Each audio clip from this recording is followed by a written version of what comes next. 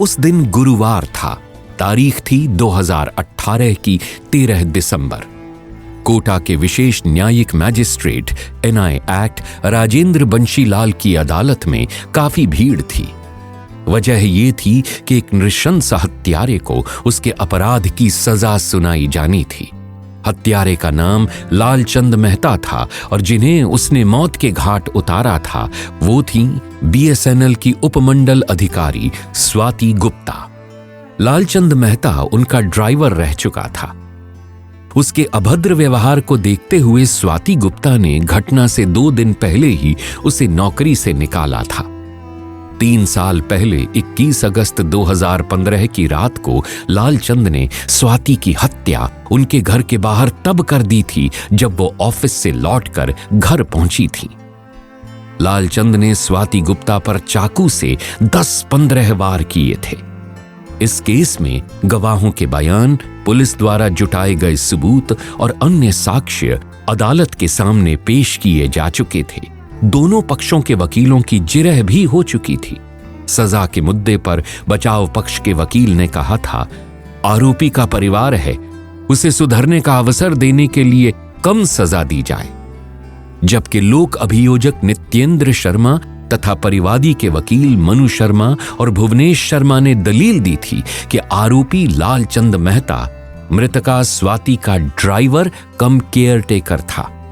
परिवादी पक्ष ने उसकी हर तरह से मदद की थी, लेकिन उसने मामूली सी बात पर जघन्य हत्या कर दी थी, इसलिए अदालत को उसके प्रति जरा भी दया नहीं दिखानी चाहिए। विशेष न्यायिक मैजिस्ट्रेट राजेंद्र बंशीलाल जब न्याय के आसन पर बैठ गए तो अदालत में मौजूद सभी लोगों की नजरें उन पर जम गईं। गिलास से एक घूंट पानी पीने के बाद न्यायाधीश ने एक नजर भरी अदालत पर डाली, फिर फाइल पर अपनी नजर डालकर पूछा, मुल्जिम कोर्ट में मौजूद है? यस सर, एक पुलिस वाले ने जवाब दिया जो लालचंद को कस्टडी में लिए हुए था। न्यायाधीश राजेंद्र बंशीलाल ने अपने 49 पेजों के फैसले की फाइल पलटते हुए कहना शुरू किया, अदालत ने इस केस के सभी गवाहों को गंभीरतापूर्वक सुना, प्रस्तुत किए गए साक्ष्यों को कानून की कसौटी पर परखा, जाना, समझा, बचाव पक्ष और अभियोजन पक्ष की सभी दलीलों को सुना, तकनीकी साक्ष्यों का गहन अध्ययन किया। पूरे केस पर गंभीरतापूर्वक गौर करने के बाद अदालत इस नतीजे पर पहुंची कि लालचंद मेहता ने स्वाति की हत्या बहुत ही नृशंस तरीके से की। यहां तक कि जब उसका चाकू हड्डियों में अटक गया तब भी उसने चाकू को जोरों से खींच कर निकाला और फिर वार किए। निसंदेह ये उसका गंभीर, जघन्य और हृदय विदारक कृत्य था।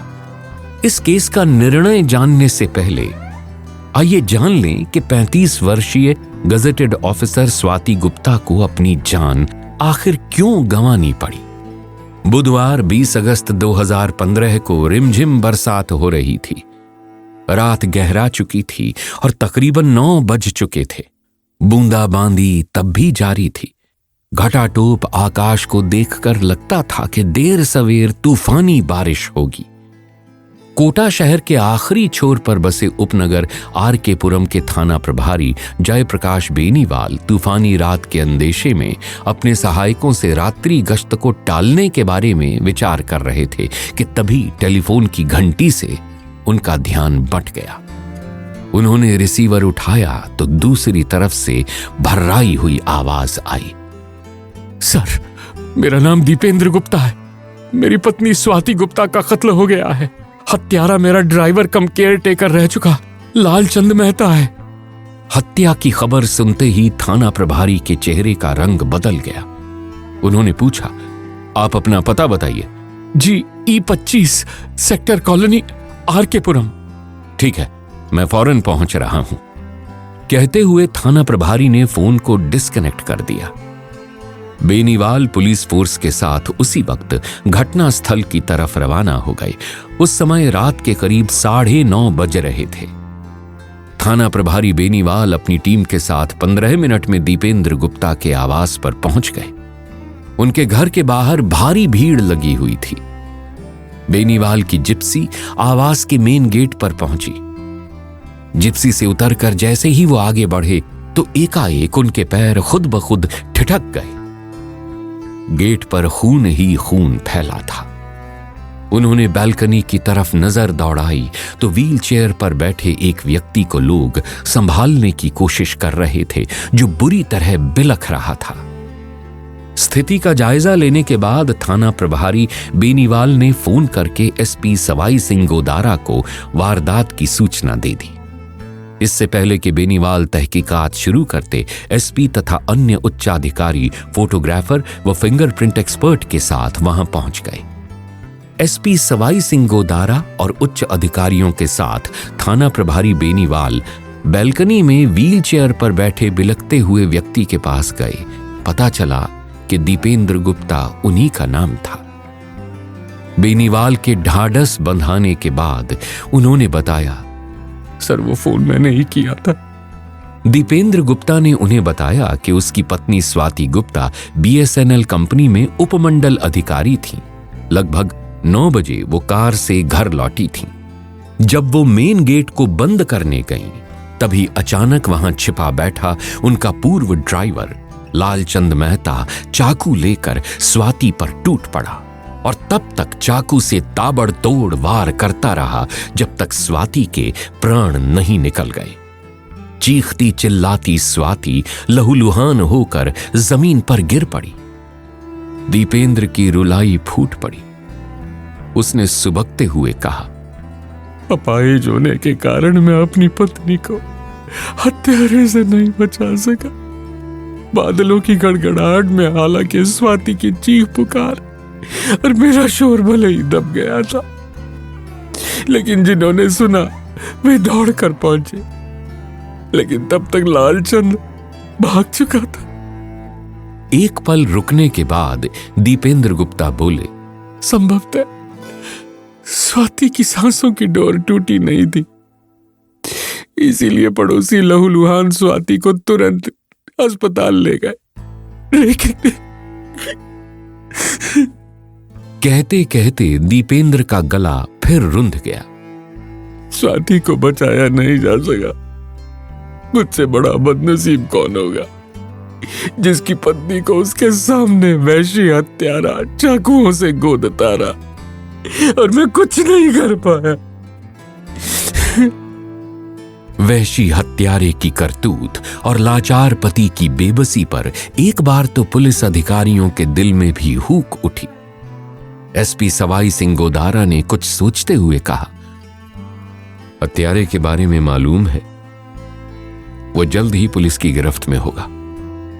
उन्होंने बेनीवाल से कहा, बेनीवाल, मैं चाहता हूं कि हत्यारा जल्द से जल्द तुम्हारी गिरफ्त में हो।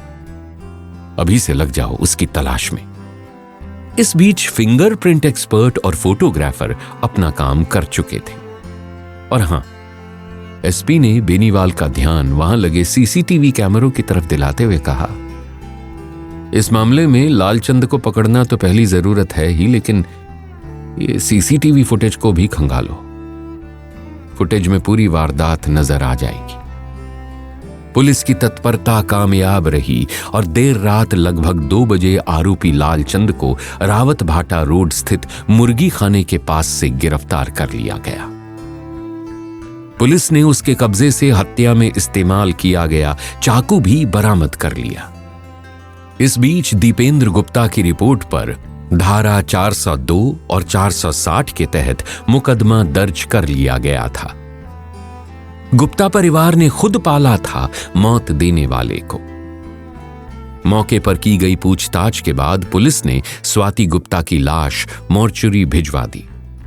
पोस्टमार्टम के बाद स्वाति का शव अंत्येष्टि के लिए घर वालों को सौंप दिया गया। पुलिस के लिए अहम सवाल यह था कि आखिर इतनी हिंसक मनोवृत्ति के व्यक्ति को दीपेंद्र गुप्ता ने ड्राइवर जैसे जिम्मेदार पद पर कैसे नौकरी पर रख लिया। लालचंद पिछले 20 सालों से दीपेंद्र गुप्ता के यहां नौकरी कर रहा था। आखिर उसे किसकी सिफारिश पर नौकरी दी गई थी? पुलिस ने यह सवाल दीपेंद्र गुप्ता से पूछा। उस आदमी के बारे में तो अब मुझे कुछ याद नहीं रहा। दीपेंद्र गुप्ता ने कहा, उसका कोई रिश्तेदार था जिसके कहने पर मैंने लालचंद को अपने यहां नौकरी पर रखा था। लालचंद झालावाड़ जिले के मनोहर थाना कस्बे का रहने वाला था। शायद उसका सिफारिशी रिश्तेदार भी वहीं का था। बेनीवाल ने पूछा, जब वो पिछले 20 सालों से आपके यहां काम कर रहा था तो जाहिर है काफी भरोसेमंद रहा होगा, तो फिर अचानक ऐसा क्या हो गया कि आपने उसे नौकरी से निकाल दिया? उसमें 2 खामियां थीं। कहते कहते दीपेंद्र गुप्ता एक पल के लिए सोच में डूब गए, जैसे कुछ याद करने की कोशिश कर रहे हों। वो फिर बोले, दरअसल उसे एक तो शराब पीने की लत थी और दूसरे वो परिवार की जरूरतों का रोना रो रो कर हर 8वें-10वें दिन पैसे मांगता था। शुरू में मुझे उसकी दारूबाजी की खबर नहीं थी। पारिवारिक मुश्किलों का हवाला देकर वो इस तरह से पैसे मांगता था कि मैं मना नहीं कर पाता था, लेकिन स्वाति को यह सब ठीक नहीं लगता था। दीपेंद्र गुप्ता ने आगे कहा, स्वाति ने मुझे कई बार रोका और कहा, बिना किसी जरूरत को ठीक से समझे बगैर इतनी दरियादिली आपके लिए नुकसानदायक हो सकती है। लेकिन मैंने ये कहकर टाल दिया कि कोई मजबूरी में ही तो पैसे मांगता है। बेनीवाल दीपेंद्र की बातों को सुनने के साथ साथ समझने की भी कोशिश कर रहे थे। दीपेंद्र ने आगे कहा, लेकिन लालचंद ने शायद मेरी पत्नी स्वाति की आपत्तियों को भांप लिया था। कई मौकों पर मैंने उसे स्वाति से मुंहजोरी भी करते देखा। मैंने उसे आड़े हाथों लेने की कोशिश की, लेकिन उसकी मिन्नतों और आइंदा ऐसा कुछ नहीं करने की बातों पर मैंने उसे बख्श दिया। दीपेंद्र गुप्ता से लालचंद के बारे में काफी जानकारियां मिली। लालचंद पिछले 20 सालों से गुप्ता परिवार के यहां काम कर रहा था। अपंग गुप्ता के लिए उसे निकालकर नए आदमी की तलाश करना पेचीदा काम था। दरअसल दीपेंद्र गुप्ता भी एक सफल बिजनेसमैन थे, लेकिन जीवन में घटी एक घटना ने सब कुछ बदल कर रख दिया। दीपेंद्र गुप्ता को उनके दोस्त विनय गुप्ता के नाम से जानते थे। कभी शैक्षिक व्यवसाय से जुड़े दीपेंद्र का लॉर्ड बुद्धा कॉलेज नाम से अपना शैक्षणिक संस्थान था, लेकिन सन 2011 में चंडीगढ़ से कोटा लौटते समय हुए एक रोड एक्सीडेंट में उन्हें गंभीर चोटें आईं। ऊपर से इलाज के दौरान उन्हें पैरालिसिस हो गया। तब उन्हें अपना संस्थान बेचना पड़ा। उनकी पत्नी स्वाति गुप्ता उपमंडल अधिकारी थीं, जिनका अच्छा खासा वेतन घर में आता था। इसके अलावा गुप्ता ने अपने आवास के एक बड़े हिस्से को किराए पर भी दे दिया, जिससे मोटी रकम मिलती थी। लालचंद मेहता को दीपेंद्र गुप्ता ने सन 2003 में ड्राइवर की नौकरी पर रखा था। उनकी शादी स्वाति से सन 2004 में हुई थी, यानी लालचंद मेहता उनकी शादी के 1 साल पहले से ही उनके यहां नौकरी कर रहा था। दीपेंद्र गुप्ता के व्हीलचेयर पर आने के बाद लालचंद सिर्फ ड्राइवर ही नहीं रहा, बल्कि गुप्ता का केयरटेकर भी बन गया। एक तरह से अब दीपेंद्र गुप्ता लालचंद पर निर्भर हो गए थे और लालचंद ने उनकी इस लाचारी का फायदा उठाया। वो शराब पीकर घर आने लगा था, गुप्ता के सामने ही स्वाति से बदतमीजी से पेश आने लगा था। अब वो पैसे भी दबाव के साथ मांगने लगा था। उस पर गुप्ता की इतनी रकम उधार हो गई थी कि अपनी 2 सालों की तनख्वाह से भी वो नहीं चुका सकता था। उसकी दाब धौंस 20 अगस्त 2015 को दीपेंद्र गुप्ता के सामने आई। उस समय वो दारू के नशे में धुत था, उसकी आंखें चढ़ी हुई थीं और स्वाति से अनाप शनाप बोलकर पैसे ऐंठने पर वो उतारू था। आजिज़ आकर स्वाति ने डांटा था लालचंद को, क्योंकि पानी सिर से गुजर चुका था। इससे पहले कि गुप्ता कुछ कह पाते, स्वाति ने उसे 2 टूक लफ्जों में कह दिया, तुम्हें इतना पैसा दिया जा चुका है कि तुम 7 जन्म तक नहीं उतार सकते। तुम परिवार की जरूरतों के बहाने पैसे मांगते हो और दारू में उड़ा देते हो। फौरन यहां से निकल जाओ और आइंदा यहां का रुख भी मत करना। एसपी सवाई सिंह गोदारा ने इस मामले की सूक्ष्मता से जांच कराई। इस केस में चश्मदीद गवाह कोई नहीं था, लेकिन तकनीकी साक्ष्य इतने मजबूत थे कि उन्हीं की बदौलत केस मृत्यु दंड की सजा तक पहुंच पाया। घर में लगे सीसीटीवी कैमरों में पूरी वारदात की फुटेज मिल गई थी, जिसमें लालचंद स्वाति गुप्ता पर चाकू से वार करता हुआ साफ दिखाई दे रहा था। जांच के दौरान मौके से मिले खून के धब्बे, चाकू में लगा खून और पोस्टमार्टम के दौरान मृतका के शरीर से लिए गए खून के सैंपल का मिलान कराया गया। मौके से मिले फुटप्रिंट का भी आरोपी के फुटप्रिंट से मिलान कराया गया और इन सारे सबूतों को अदालत ने सही माना। न्यायाधीश राजेंद्र बंशीलाल ने सारे सबूतों, गवाहों और दोनों पक्षों के वकीलों की जिरह को सुनने के बाद 49 पेज का फैसला तैयार किया था। अभियुक्त लालचंद को दोषी पहले ही करार दे दिया गया था। 13 दिसंबर 2018 को उसे सजा सुनाई जानी थी। न्यायाधीश ने अपना फैसला सुनाते हुए कहा, इसमें कोई दो राय नहीं कि लालचंद मेहता ने जिस तरह स्वाति की जघन्य हत्या की वो रेयरेस्ट ऑफ रेयर की श्रेणी में आता है। लेकिन इसके साथ ही हमें यह भी देखना होगा कि उसने केवल स्वाति की हत्या ही नहीं की, बल्कि अपाहिज दीपेंद्र गुप्ता का सहारा भी छीन लिया। साथ ही उनकी मासूम बेटी के सिर से मां का साया भी उठ गया। न्यायाधीश राजेंद्र बंशीलाल ने आगे कहा, सारी बातों के मद्देनजर दोषी लालचंद को मृत्यु दंड और 30,000 रुपए जुर्माने की सजा दी जाती है। फैसला सुनाने के बाद न्यायाधीश अपने चेंबर में चले गए। जज द्वारा सजा सुनाए जाने के बाद पुलिस ने मुल्जिम लालचंद मेहता को हिरासत में ले लिया। अदालत द्वारा मुल्जिम को मौत की सजा सुनाए जाने पर लोगों ने संतोष व्यक्त किया। इसी के साथ आप सभी से अलविदा लेते हैं और मिलते हैं एक नई कहानी के साथ। प्लीज चैनल को लाइक, सब्सक्राइब और शेयर जरूर करें। धन्यवाद।